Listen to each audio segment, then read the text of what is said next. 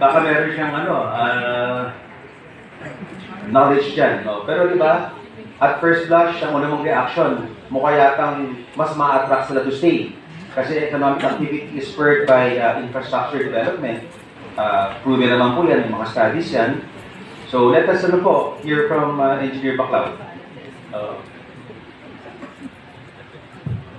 Okay, good afternoon.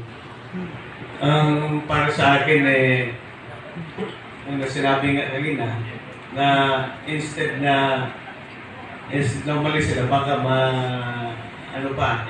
nainganyo na mag-stay doon. Kasi malawak yung kalsada, and may ilaw pa sa gabi. Pero sa palagay ko, dapat makinig yung mga nasa paligid yan. Nasa delikado sila ng sitwasyon. So dapat makinig sila sa lugar. So, Siguro ang tinatanong mo bakit in the first place napondohan yung mga Bakit proyekto? napundohan yung proyekto? Ano ba yung proyekto niya? Alam ko yung provincial, wala naman tayong mga provincial roads na kami po ang pumondo within po that set area. Meron natin sa mga Pinasok na po namin kasi mas maganda pa yung kalsada sa national Kasi naman yung gamit na hindi naman ganun kagamit.